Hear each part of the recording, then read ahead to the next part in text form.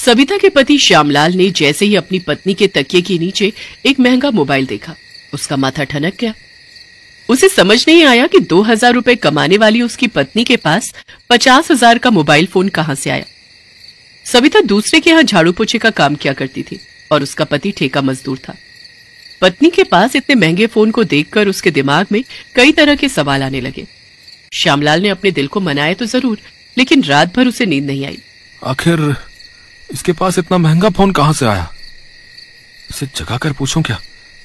नहीं, अभी सोने देता हूं, बेचारी थकी होगी, कल सुबह पूछूंगा। सविता, ये किसका मोबाइल है और तेरे पास कहां से आया? ये तो काफी महंगा है। पति के हाथ में उस मोबाइल को देखकर सविता के चेहरे का रंग पीला पड़ गया। उसे कुछ सूझ नहीं रहा था कि वो क्या बोले क्या ना बोले। ये कहां से आया आपके पास? पता है मैं कितनी चिंता में थी इस फोन को लेकर। तुमने मेरी बात का कोई जवाब नहीं दिया सविता। ये फोन है किसका? अरे मालकिन का है। इसमें कुछ दिक्कत आ रही थी तो उन्होंने कहा था कि इसे ठीक करवा लाऊं। ये अब ठीक हो गया है तो आज उन्हें दे दूंगी। ये कहकर सविता ने मोबाइल अपने हाथ में लिया और काम पर निकल गई। लेकिन उस दिन के बाद से सविता का पति कभी उसके पास नए सोने के झुमके देखता तो कभी पायल, कभी महंगी साड़ी तो कभी कुछ और। परसों जब वो एक बड़ा सा और महंगा टीवी लेकर घर आई तो उसके पति ने उसे टोका। सविता, क्या है ये सब? क्या है? टीवी है, दिख नहीं रहा है? वो तो दिख रहा है मुझे, लेकिन ये कहां से आया है? दुकान से आया है, और कहां से आएगा? देखो सविता, ज्यादा बात को घुमाओ मत और सीधे सीधे बताओ कि इतना महंगा टीवी कहां से आया। तुम्हारी कोई लॉटरी लगी है क्या? है कि कभी नए झुमके आते हैं तुम्हारे पास तो कभी नई पायल, कभी नई साड़ी, तो आज ये टीवी। श्यामलाल की बातों को सुनकर सविता ने मुंह बनाते हुए कहा, ये सब मेरी नई मालकिन ने दिया है। वो मेरे काम से बहुत खुश हैं और वो क्या कहते हैं अंग्रेजी में? गिफ्ट। हाँ, गिफ्ट देती रहती हैं वो मुझे। सविता, कोई भी मालकिन इतना महंगा गिफ्ट नहीं देती है, और वो भी हर सप्ताह। आप मुझ पर शक कर रहे हैं? शक नहीं कर रहा हूँ, जो बात सच है वही बता रहा हूँ। आय हाय, ये देखो, इसे कहते हैं मुफ्त की खुजली होना। अरे हम दोनों जितना कमाते हैं उससे ये सारी चीजें इस जन्म में तो नहीं ले सकते हैं। अब अगर कोई मुझे दे रहा है तो आपको क्यों खुजली मच रही है? देखिए, मैं कोई गलत काम नहीं कर रही। आप चाहे तो मेरी मालकिन से जाकर पूछ सकते हैं। श्यामलाल की बातों को सविता अपने गोलमोल बातों से टाल गई। श्यामलाल ने उसकी बातों को सुना तो जरूर, लेकिन वो चाहकर भी उसकी बातों पर विश्वास नहीं कर पा रहा था। उधर सविता का अचानक बदला रंग ढंग सभी के लिए चर्चा का विषय था। उसके मोहल्ले वालों ने अब पीठ पीछे बातें बनानी शुरू कर दी थी। विमला, ये सविता ने घर पर नोट छापने की मशीन लगा रखी है क्या? कल ही नई टीवी लाई थी वो, आज देखा कि वॉशिंग मशीन भी आया उसके घर। अरे उसके कान के झुमके देखे तुमने? कितने बड़े बड़े थे, जानती हो खालिस सोने के थे वो। विमला, वो तो लोगों को बता रही है कि उसकी मालकिन उस पर मेहरबान है। भला इस तरह मालकिन लोग कब से मेहरबान होने लगी हम लोगों पर? मुझे तो दाल में कुछ काला लग रहा है। तुमने तो मेरे मुंह की बात छीन ली। सविता जरूर कोई गलत काम कर रही है। लोगों की बातें श्यामलाल के कानों तक भी जाती। वो जब सविता से लोगों की बातें कहता तो जलन, अरे जलन नाम की भी कोई चीज होती है कि नहीं? उनकी मालकिन उनके एक दिन न जाने पर पैसे काट लेती है और मेरी मालकिन मुझे गिफ्ट पर गिफ्ट दिए जा रही है। अब ऐसा होगा तो उन्हें नींद आएगी? कभी नहीं आएगी, और वो कुछ न कुछ बातें बनाएंगी। देखिए, दूसरों की बातों पर रहिएगा तो कभी खुश नहीं रह पाइएगा। इसीलिए कान में तेल डालिए और जिंदगी के मजे लीजिए। जिस तरह से सविता ने अपने पति को ये बात कही उसे बिल्कुल भी अच्छी नहीं लगी। शक तो उसे भी अपनी पत्नी पर हो रहा था कि वो जरूर कोई गलत राह पर है, लेकिन जब तक वो उसे रंगे हाथों पकड़ नहीं लेता तो वो उसे क्या कहता।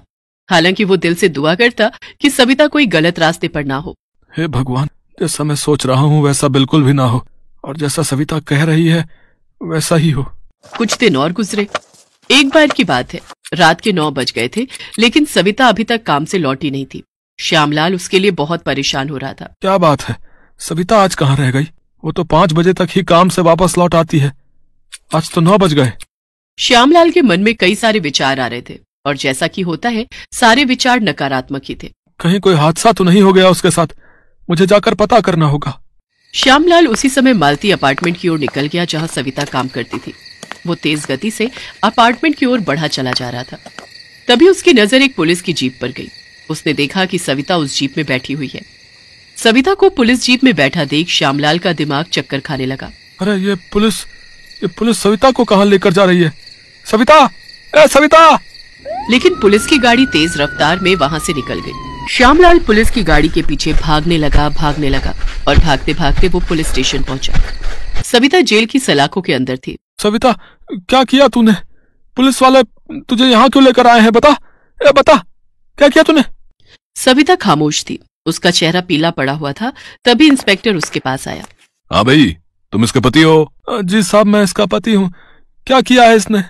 रे बोल तो ऐसे रहा है जैसे कि तेने कुछ पता नहीं है। जरूर तुम लोग मिलकर ये रैकेट चलाते होगे। रे तेरे को भी जेल में बंद करता हूँ अभी, रुक।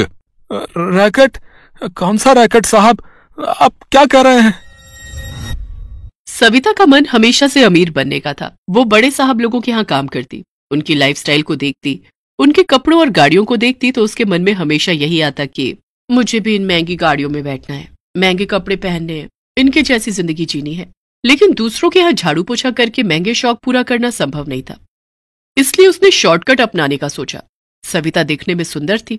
उसने सोचा कि मेरी सुंदरता अगर मुझे अमीर नहीं बना सकी तो फिर ये किस काम की। इसलिए वो जहां जहां काम करने जाती थी उस घर के मालिक को अपनी अदा से घायल करने की कोशिश करती थी। लेकिन ये उसका दुर्भाग्य था कि कोई भी उसके झांसे में नहीं आता था। लेकिन एक बार विवेक नाम का एक शादीशुदा शख्स उसके जाल में फंस गया। हुआ ये कि विवेक की पत्नी शालिनी कुछ दिनों के लिए मायके गई हुई थी। उसके जाने के अगले दिन की बात है। अरे कोई टेंशन नहीं मेरे भाई, आज की रात एक बार फिर से जीते, बैचलर वाली लाइफ, पूरी रात मस्ती मस्ती होगी। तो मिल पुराने अड्डे पर। विवेक ने अपने दोस्तों के साथ उस रोज जबरदस्त पार्टी की। जब वो घर लौटा तो उसके पांव लड़खड़ा रहे थे। उसने उस दिन कुछ ज्यादा ही पी ली थी। घर पहुंचकर वो तुरंत बिस्तर पर जाकर सो गया। उसे घर पहुंचे हुए अभी आधे घंटे भी नहीं हुए थे कि दरवाजे की बेल बजी।